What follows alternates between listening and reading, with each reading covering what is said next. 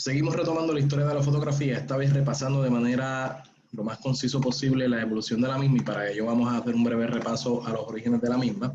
Esto lo vimos básicamente en el video donde discutíamos la historia de la fotografía.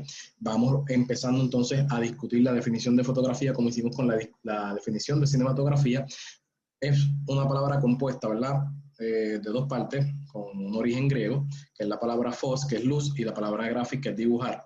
Hay quienes lo traducen como pintar y como escritura, por eso vas a ver que hay libros o personas que dicen que es escritura de la luz o pintar con la luz. Y de hecho en cine, cuando hablas con cinematógrafos, muchas veces te hablan de eso, somos pintores, pintamos con luz básicamente. ¿Okay?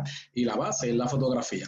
¿Y qué es la fotografía? La aparición de la fotografía y su evolución han ido ligadas a dos técnicas completamente independientes, pero que complementadas dan lugar al registro fotográfico. Uno, la captura de la imagen, y dos, la fijación. Es decir, un aparato que captura la imagen, okay, a través del objeto, como está pasando ahora mismo, que hay una cámara capturando mi imagen, pero obvio, la fijación por distintos medios, en este caso digital, en este caso pues la cámara de la computadora me captura, pero es la computadora a través de códigos, números binarios, ¿verdad? Esos códigos que fija mi imagen, y entonces, en este caso en movimiento, ¿verdad? Para documentarla. Y ahí lo tenemos. Los orígenes de esto lo vimos en los primeros videos de historia del cine mundial, con la cámara oscura, que básicamente pues, se le adjudica a veces a Aristóteles, aunque no necesariamente fue Aristóteles quien la inventó. Entonces, Aristóteles es el primero del que tenemos registro que la documenta y que la utilizaba bastante. Que es básicamente como un cuarto con un orificio, en un lado hay una vela, y a través de la vela, ¿verdad? Lo que se ilumina a través de ahí se lleva a este cuarto oscuro, y por ende la imagen se ve ¿verdad? Reflejada en la pared, proyectada en la pared, disculpen, pero está invertida, ¿ok? Porque la luz, como les mencioné, rebota y va al revés. Cuando las cosas que tú ves, tú las ves al revés, tu cerebro es que la endereza. En el caso de las cámaras, es el sensor, el chip, ¿verdad? El mecanismo que endereza la imagen para que lo podamos ver derecho. Entonces, luego aparece la cámara oscura. Esto lo hablamos básicamente también en las clases de historia de cine mundial, que es básicamente esto, que es como una pequeña cámara con el mismo concepto, ¿verdad? Anterior, pero ya más pequeño, y con eso pues se reflejaba, y esto se utilizaba en las fiestas y demás, se proyectaba, y hubieron diversas variaciones. Aquí tenemos una versión un poquito más grande, ¿verdad? Y esto funge, visualízalo como una especie de proyector, antepasado del proyector, ¿no? Claro, esto va a llevar a la heliografía, Nipsey, que hablamos ya en el anterior video, tanto en historia de cine como en historia de la fotografía. Nipsey utiliza esos conceptos para entonces crear una caja, porque él tenía en su mente, pues a lo mejor yo puedo hacer que esas imágenes se queden fijas en un papel, algo, y él logra fijar imágenes. ¿Verdad? Necesitaba, la fotografía no era un botón y ya, simplemente tenías el papel no se podía exponer en la luz, así que lo tenía dentro de esa caja. Por eso van a ver muchas imágenes de los fotógrafos con tela escondidos, porque yo quitaba esa tela o la tapa, la luz entra al lente y tenía que dejarlo 8 horas así para que la imagen pues pudiese, ¿verdad?, capturarse. Y así comienza la fotografía, es la base. Esto lo vimos en las clases de historia de cine y en la clase de historia de la fotografía, que es la primera fotografía punto que se ha hecho, que la tomó Nipsey, y esta era básicamente la vista desde su ventana. Luego él se asocia, lo vimos también anteriormente en las clases pasadas, con el señor Louis Daguerre, que con eso ellos empiezan a trabajar y a perfeccionar el proceso, y de 8 horas empiezan a través de los años a bajar el tiempo de exposición, así que ya poco a poco de 8 a 7 a 6 a 5, 4, hasta que solamente empezaron a bajar a minutos, 40 minutos, 5 minutos, ¿verdad? Dependiendo la cantidad de la luz que hubiese para que se pudiese tomar la fotografía. Pero en este proceso fallece Nipsey y Luis Daguerre continúa, así que él se lleva todo el crédito creando la cámara con su nombre, llamándola el daguerrotipo. ¿Okay? Y aquí estamos algunas de esas primeras fotos que se tomaron con el daguerrotipo. Discutimos en la primera parte de la clase de historia de la fotografía, y en la clase de historia de cine la fotografía con el primer ser humano, que es esa que está allí, que vemos más o menos un señor, la silueta de una persona. ¿Ok? Y pues aquí tenemos variaciones de eso, de esas fotografías y demás. Esto no había, recuerden, un negativo ni nada, esto era una fotografía, este papel, que era como un papel vidrioso, era lo que se ponía en la cámara. Una vez la imagen se fijaba ahí, esto era. No había un negativo para sacar copias, esta era la foto. Si esta foto se destruía, se perdía para siempre. Así que en el proceso lo que vamos a ver es que las cámaras comienzan a ser más pequeñas, más ligeras, más cómodas. El precio empieza a reducirse, se empiezan a mejorar los lentes también y por ende se empiezan a hacer trozos de papel, ¿verdad? Para la fotografía que fuesen más sensibles a la luz, por ende que las fotografías fuesen más inmediatas, no tomaran 5 minutos o tanto tiempo. Entonces, eso fue bastante importante porque en esa línea se empiezan a cortar los tiempos para que empiece a bajar de 5 minutos a 2 minutos, etc. Y en esto vimos a Edward Muybridge, que jugó un rol bastante importante para que la fotografía se diera también de manera instantánea, que es lo que va a dar base para que podamos hacer nosotros cine. Y como les mencioné, eran fotos únicas sobre placas plateadas. Yo les digo como vidriosas, porque era más o menos como el estilito. Pero esto ya en 1850 se abandona y es porque va a comenzar un nuevo proceso para poder retratar las imágenes, ¿ok? En lo que van a ser los rollos fílmicos eventualmente. Y para esto tenemos que hablar también del señor William Fox Talbot, que lo mencioné anteriormente en la clase de historia de fotografía, pero que pues es importante ya empezar a adentrarnos en su trabajo aquí. En 1841 él inventa un procedimiento por el que se registra una imagen negativa en un papel recubierto de nitrato de plata.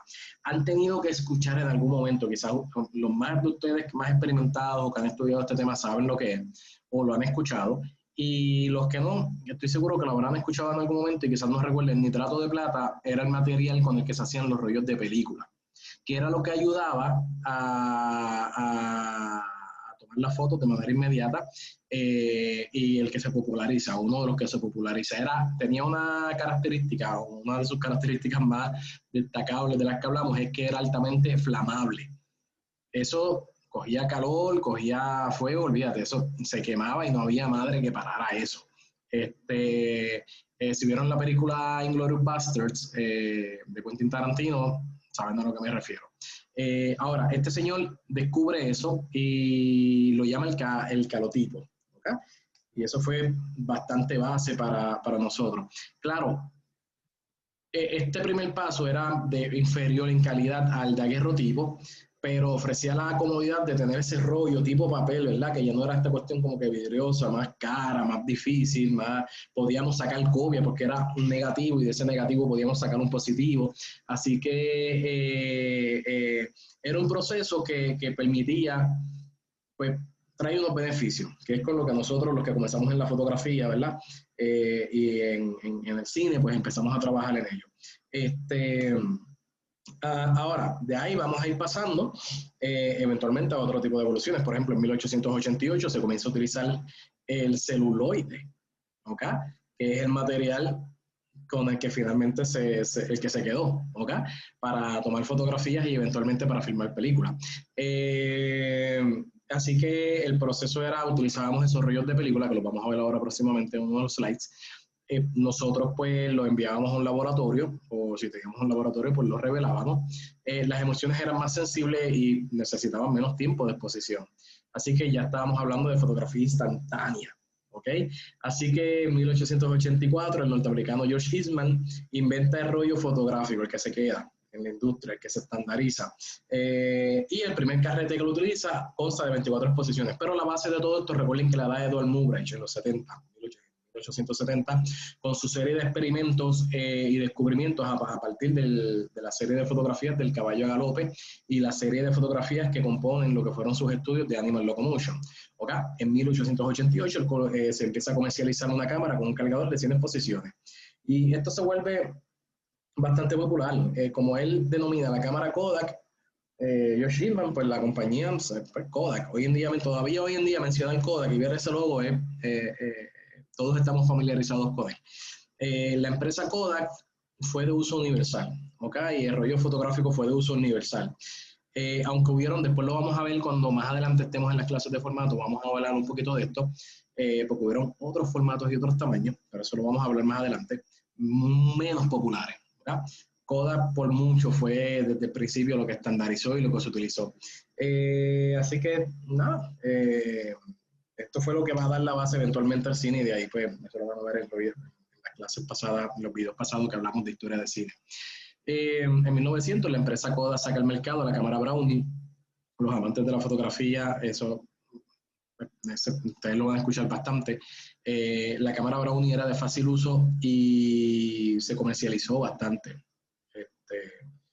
Y sacaron varios modelos a partir de ahí, ¿verdad? De 1900 básicamente hasta los años 60, pero todavía hasta el sol de hoy pueden encontrar personas que tienen o conservan o coleccionan modelos Brownie.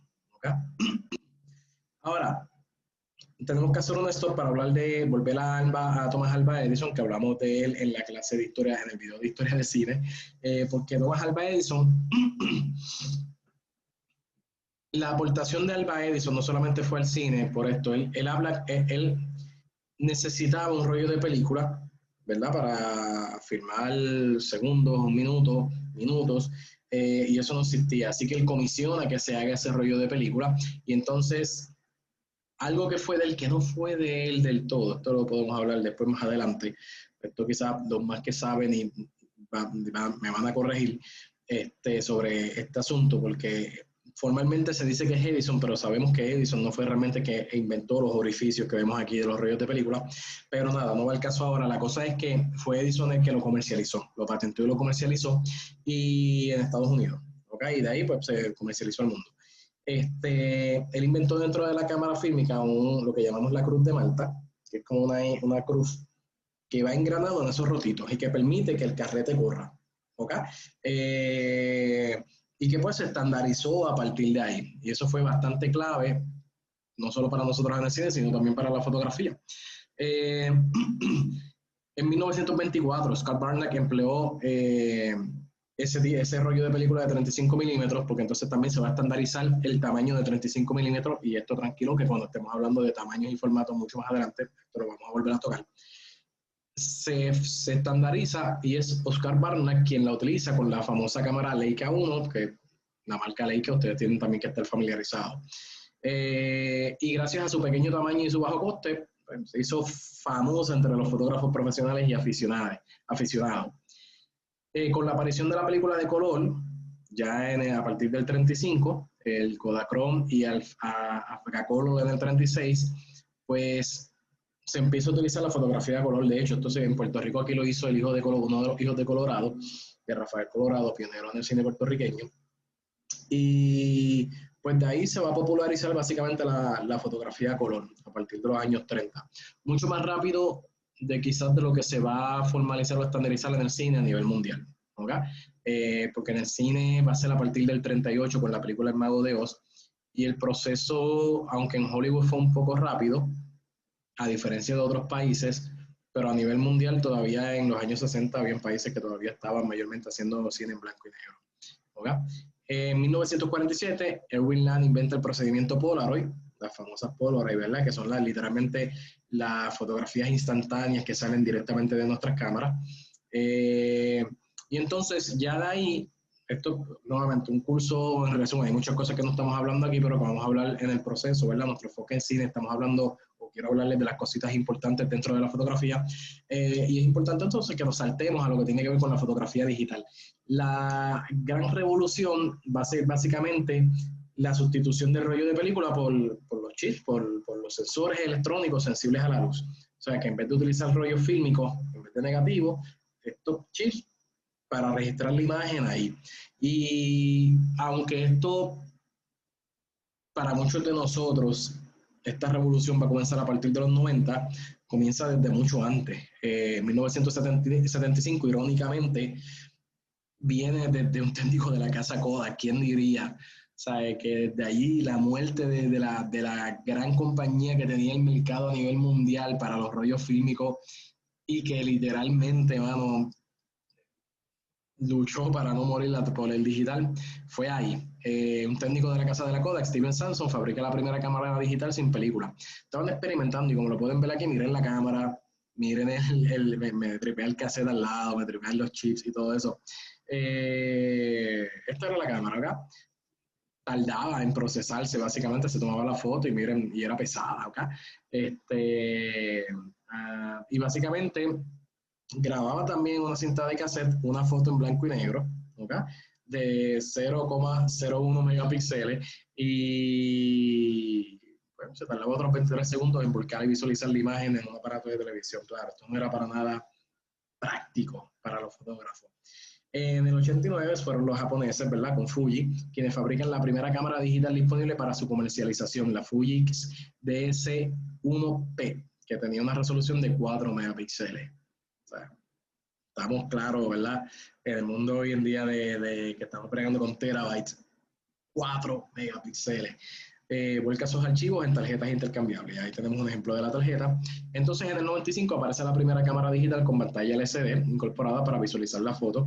Ya aquí esto es mi época, estas cositas yo las empecé a ver ya tanto en cámaras de video como en cámaras de fotografía. Aquí ya, después más adelante vamos a hablar de Photoshop también. Photoshop ya está en estos lares. O sea, Photoshop estaba ya desde principios de los 90, vamos a hablar de eso, y ya se estaba utilizando en algunos lugares la edición digital de las fotografías, aun cuando mayormente lo que se estaba utilizando era en rollo fílmico. Para nada todavía profesionalmente se está utilizando la fotografía digital, o sea, todavía está lejos de. Entonces, la progresiva miniaturización de los componentes electrónicos ha favorecido el desarrollo de cámaras más pequeñas.